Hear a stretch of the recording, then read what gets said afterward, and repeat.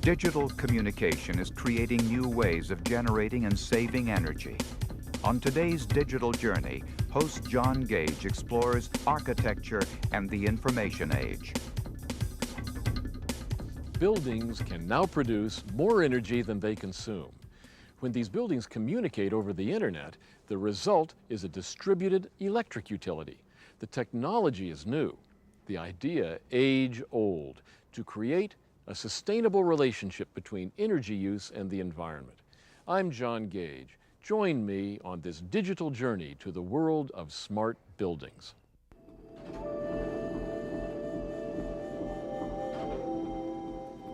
Here at the Rocky Mountain Institute in Snowmass, Colorado, visitors from around the world are amazed to find a banana tree and iguanas in the atrium. They are a living demonstration of the green revolution, the strategies for saving and producing energy under development by Amory Lovins and his team of visionaries. I think an increasing number of buildings, and ultimately all buildings, will make most or all of the energy that they need.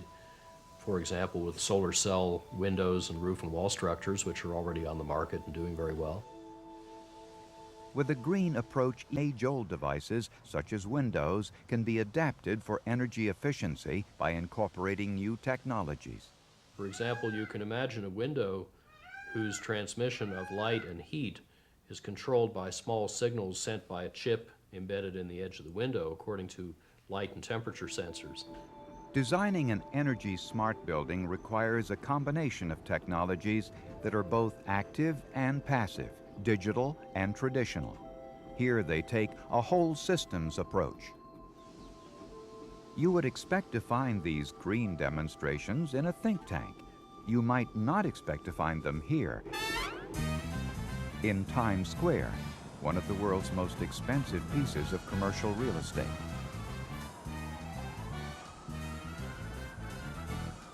We view this as a beta site for photovoltaics, really, in an urban environment, in a high-rise environment. Lovins and his team consulted on the development of this new corporate headquarters building for Times Square. This building goes beyond photovoltaics for energy production. It also integrates fuel cells in the building's mechanical system. 4 Times Square is the first commercial office building to incorporate fuel cells into its fabric. Fuel cell is best way to describe it is a natural gas battery. Natural gas comes in one pipe, and it's a big black box, and out the other pipe comes electricity, some heat, and some hot water, and some CO2. There's no combustion involved. It's a very environmentally responsible way to generate electricity. In a building, the fuel cell provides extra value because it doesn't just make electricity, it also makes 70 degrees Celsius hot water. And that's an ideal temperature for heating and cooling the building, dehumidifying, heating water, and so on. The design team used energy modeling software to assess the building's needs. Computational fluid dynamics programs show the heat flow. Radiant software evaluates lighting. The computer then, in 20 minutes, 24-hour snapshot, 365 days of a typical year of the energy use of the building. At the end of it, spits out how much energy, and if you plug in the utility rates, how much that costs. Heating, cooling, and lighting were considered simultaneously, not only for energy requirements, but in relation to the human needs. That's the kind of whole systems thinking that went into the design of this smart skyscraper.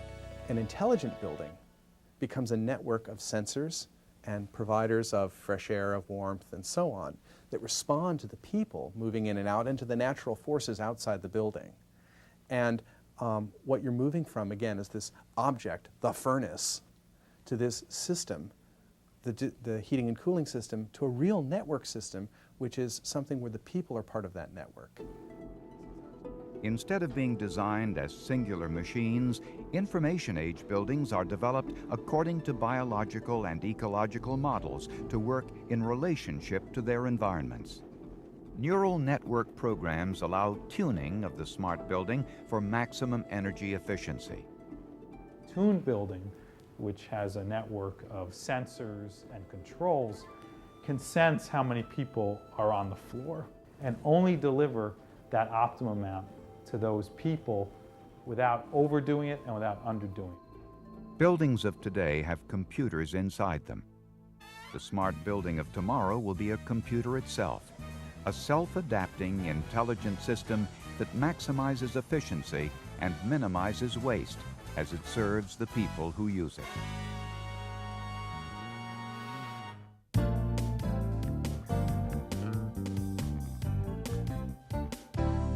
We've just seen the cutting edge of design, photovoltaics, fuel cells, new technology, smart buildings. But there's a deeper question. How do these buildings, how do these technologies affect the humans in the buildings? And why do we design these buildings? Joining me today to discuss the issues of smart buildings and design for humanity, design for use of these designed spaces, William McDonough, the Dean of Architecture at the University of Virginia, and Michael Shepard, the Vice President for Research of eSource, a firm specializing in technical and business research for energy services. Bill, let me begin with you. What's the fundamental impact of these new technologies, and how soon will they be moving into the great mass of construction, not touched by the cutting edge, but soon affected by it? Well, I think if we look at the history of buildings in the last, say, 100 years, with the advent of the first industrial revolution, all of a sudden we started to celebrate the machine age, and we started designing buildings that were machines for living in, as Le Corbusier put it in the beginning of the century. And if you look at it from a mechanistic perspective, a strange thing started to happen. With the advent of the large sheet of glass and with cheap fossil fuels, all of a sudden, if a house was a machine for living in, then it starts to beg the question, is an office building a machine for working in? Is a church a machine for praying in? And so you start to begin to wonder, why are we making these machines in the first place? Are we serving them, or are they meant to be serving us? And so I think the really exciting thing that we're starting to see now, and what you're starting to see with these kinds of buildings, is a transformation that we're starting to look at buildings and other things as living machines. And I think that's where the fact that we can start to integrate communications into the building, so they're not just these mechanisms into which you pour oil and turn a crank, but actually things that are full of information, and they're connected to other things, including global issues like environmental issues, social equity issues, and so on, is very exciting. You designed that corporate campus for the Gap, the undulating roof with grass on it. You expect to see cows on the top. And in that building, which just received an award and notification, it's the most energy efficient building in the service area of Pacific Gas and Electric, or in California. That wasn't specifically designed to be that. Not designed to be that. So when you thought about the design, did the idea of incorporating fuel cells, photovoltaic sensors, microcontrol of every component of the building, was that your first focus, or was there a different way of thinking about the building when you designed it? We like to think about essentially removing stress from systems as a way of beginning a process. So instead of torturing all sorts of pieces into shape and then trying to figure out how that applies to human need, we sort of reverse it and say there are certain things that don't change. People need light to see, they need air to breathe. So and that other species might want to engage in a site other than just humans. So essentially, as we start with the site, we looked at it from the air and said, what if a songbird that was migrating didn't notice anything had happened? Wouldn't that be kind of wonderful? So the beginning is actually the idea of this undulating meadow is the ancient oak savanna that would have been in that location 200 years ago. So we preserved the ancient Quercus agrifolia, California live oak, and then made the roof the undulating savanna. Then we said, if we go to the people, now what do they need as a place to work? And we thought, well, people would really rather spend their day outdoors than indoors. So why don't we design the indoors to be as much like the outdoors as possible? So that undulating shape is also almost a replica of a cloud. So you feel like you spent your day outdoors because we're bringing in all sorts of daylight. We then looked at the climate and realized with a cool nighttime, we could treat the building like a giant hacienda, put in raised floors for computers, which allows you total flexibility. So instead of trying to figure out exactly what was necessary technologically, we said, well, let's just remove stress from the system and give you complete freedom.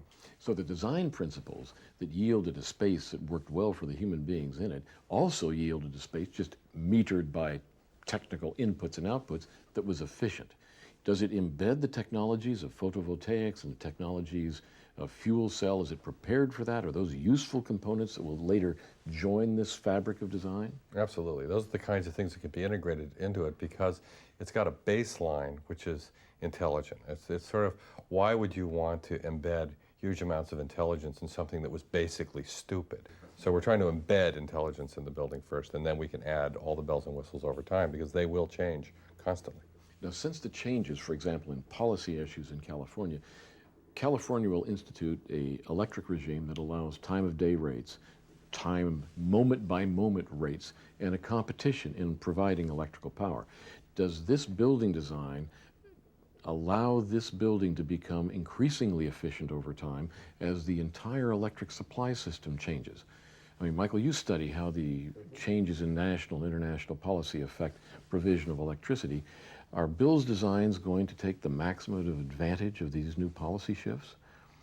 Well, the beauty of a design like Bill's is that it needs very little energy to begin with. So the margin of opportunity for a building like this to take advantage of time-varying prices of electricity, for instance, is perhaps less profound than it is for an energy hog building. You look at the landscape of commercial buildings out there, and they're basically all glass solar ovens. You know, they're all glass buildings with no windows. They have to tint the glass so dark that to try to cut down on some of the heating, but they're just Neanderthal designs. So you could even call them stupid designs. They're going in the wrong direction, and they're actually going at a more rapid rate in a wrong direction. Well, they're going at an ever accelerating rate, I'm afraid, in the wrong direction. And so, to the extent that we are stuck with a landscape full of relatively dumb buildings, if we start to embed in those buildings more intelligence, more networked intelligence, more devices that have the smarts to sense real-time price signals being delivered to them through an information infrastructure,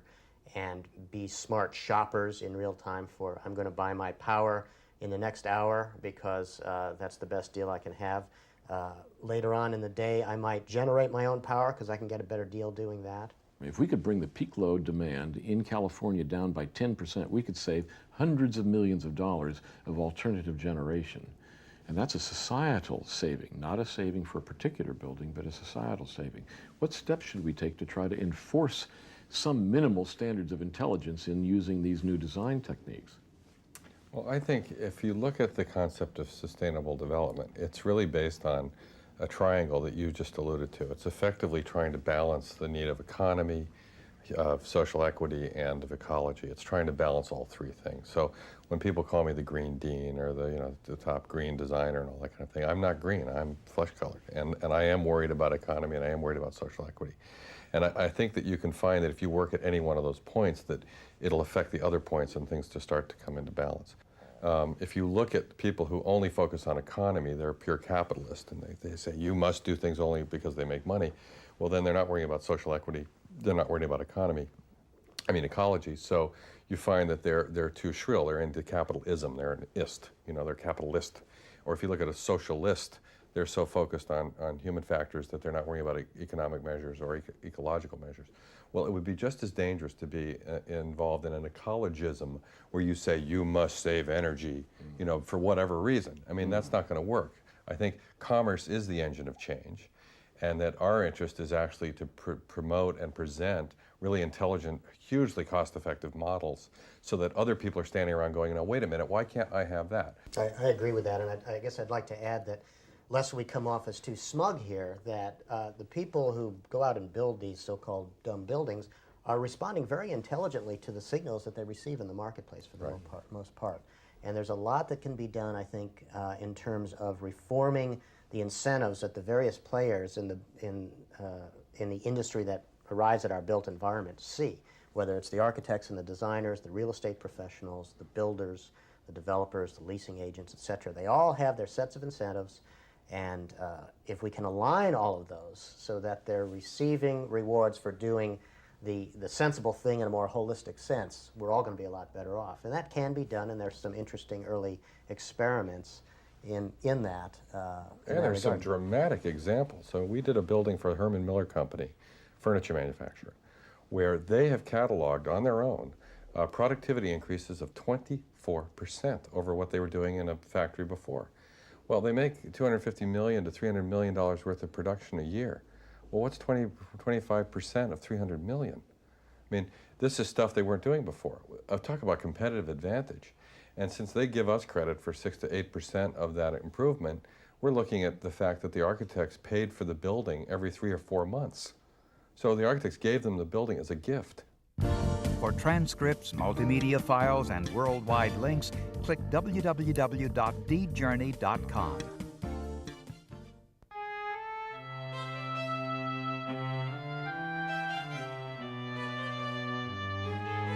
While developing a smart building for the Oberlin College campus, William McDonough's design firm in Charlottesville drew inspiration from a visionary American architect, Thomas Jefferson, who designed this historic campus at the University of Virginia. The key thing to me with Jefferson is the idea of the process. He was constantly searching through his architecture, and he was evolving it over time. He was making reference to classical systems, classical architecture, but he was incorporating it in new ways of putting things together that were very inventive. The Environmental Studies building at Oberlin combines Jeffersonian thinking with new energy-producing technologies. NASA is a partner in the project, contributing state-of-the-art photovoltaics. In the industrial age, energy is sent to buildings from a power plant via an energy grid. Information age buildings integrate energy from various sources and manage it according to the needs of the buildings. They can even regenerate energy using fuel cells. So what we're able to do is take the energy off of the photovoltaics during the day, store it in this regenerative fuel cell. And what that does is it creates hydrogen and oxygen. And then at night, we're able to use the hydrogen and the oxygen in the fuel cell to make electricity.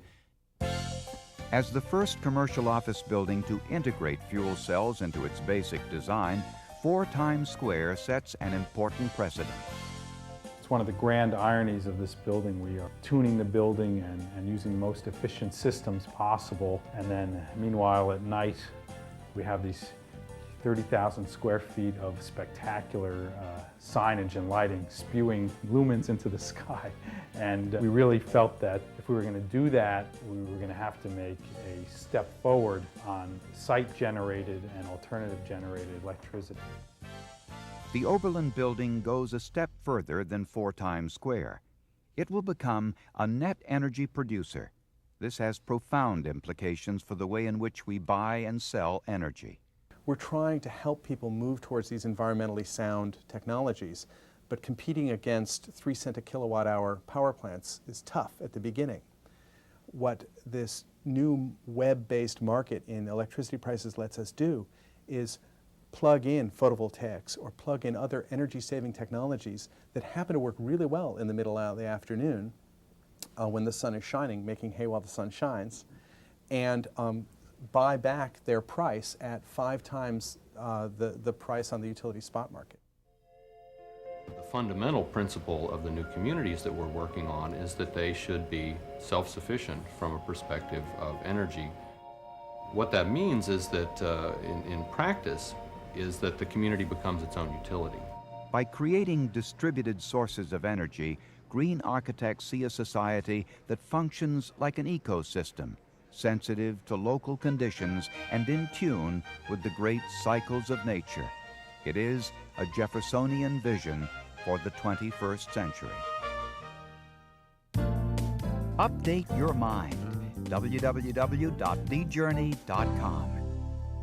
Now let's focus on the design tools that the two of you have that have arrived in the past few years, something new. Intelligent networks, intelligence distributed through buildings, new sources of energy, fuel cells, photovoltaics, wind, a variety of things. The notion that you can examine the future of a building today by building it inside a computer and projecting it on through. What other components? Are those the key components, or what other components are changing the way people think about the design of smart buildings and smart communities? The question is, what tools do we have and what's driving it? I think the fact that we're recognizing that communications and power and our relationships with each other are all connected, and that we don't have things in little boxes. We're not passing the design over the fence and saying, well, here, I'm the architect, it looks like this. Now, hey, mechanical engineers, you know, you guys figure out how to do that, and the landscape architect, why don't you shrub it up, you know? This is that old idea. This is the old paradigm. The machine. Everybody You design had the their sets machine of into a tools, box. right? And you design these machines, and then you pass them around to different specialists who do things. Now we work in a much more multidisciplinary way. So we have the landscape architect in the design process from day one. We'll have the technology people in the design process from day one. And it becomes a multidisciplinary design process. And that is completely different.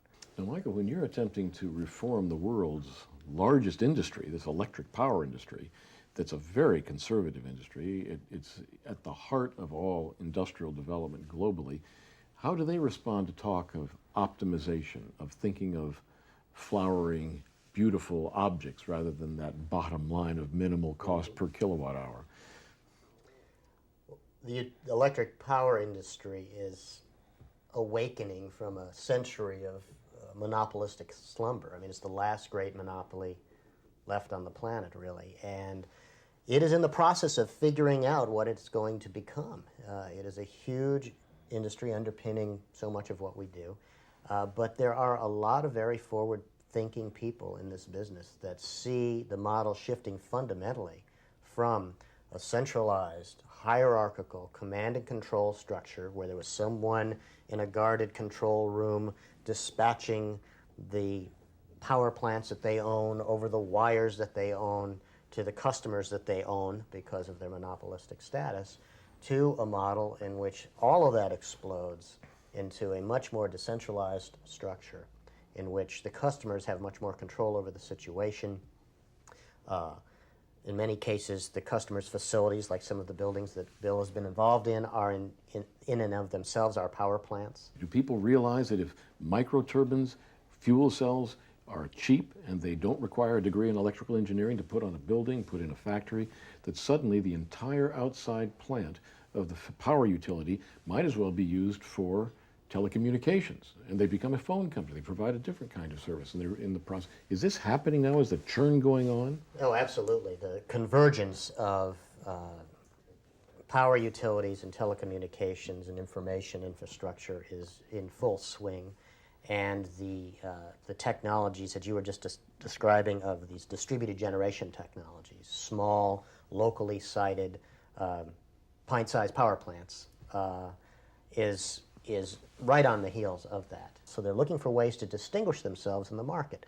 Well, guess what? One of the few ways that you can differentiate an electron in the marketplace is to have it be green, have some green elements to it. It was generated by a windmill or a photovoltaic panel and so forth. If we're moving from the tyranny of centralized provision of electricity or of goods or of manufacture to a distributed utility, what is a distributed utility? Well, I guess I would say that it's an integrated, web-based network of service provisions that probably integrates not just the delivery of power, but communications, financial services, entertainment, anything that you can pipe into a home or business over that wire or that fiber, in a model in which the providers of services and the consumers of those services, the distinctions between them blur a lot, and the transactions are very web-based as opposed to a classic centralized model. So we could say in the past, this is a producer of power, this is a consumer of power. We can't say that anymore. Those lines are blurring. Mm-hmm. The home becomes a power generation site. The office becomes a generator of information, a consumer of some goods, and a distributor of others. And you have electronic commerce working into this, whereby people can sit in their home or business and online shop for who am I going to buy power from next week or next year, and online services for making those kinds of selections, not just in power delivery, but all manner of services. Can we distribute this even more so that the refrigerator decides absolutely when to buy, sure. where to buy? Embedded intelligence in all these devices will ultimately enable them to constantly be electronically on the prowl for the best deal out there. You may have instructed it, don't just buy the cheapest power, buy green power that is economical in this time span. And I don't want you to run my air conditioner if power costs more than this much, 12 cents per kilowatt hour at any time period. So you're beginning to add this notion of communication enabling bidding, arbitrage, auction. And it goes beyond simple power, or it could be water, gasoline provision. It's optimizations, and it's custom optimizations. That's the key thing. This is not Big Brother now rendered in a very fine grain.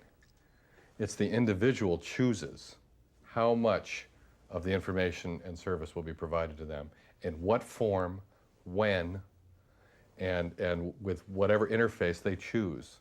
Instantaneously, as any organism would, immersed in an within its own environment. ecosystem.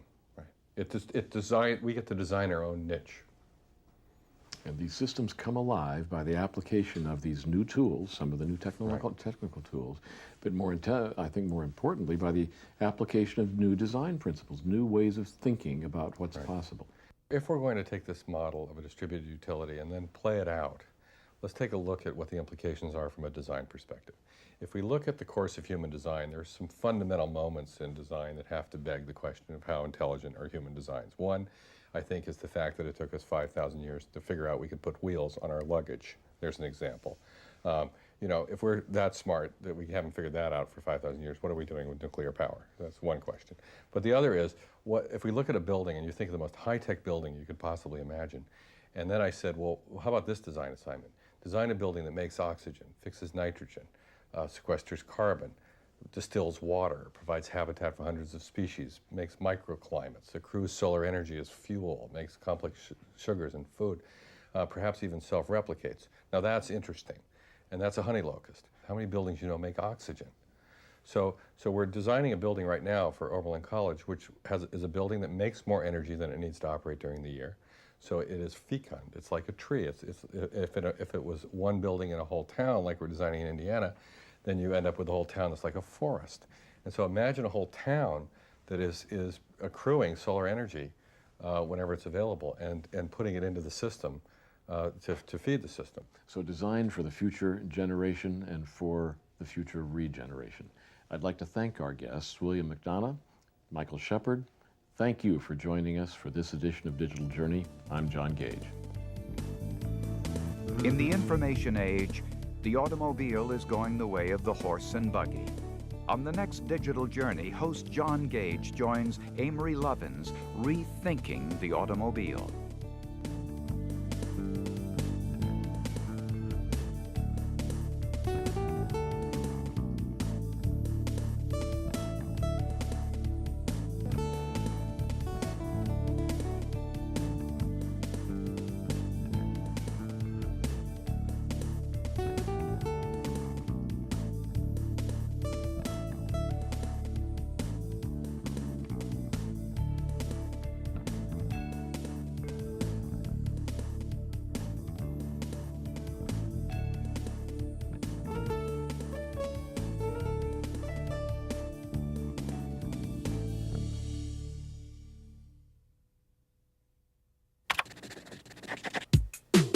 From processing stock trades in the financial world to selling hits in the music world, from sharing information in government operations to medical operations, from the manufacturing of products to the interaction of products, from tracking packages to tracking spending.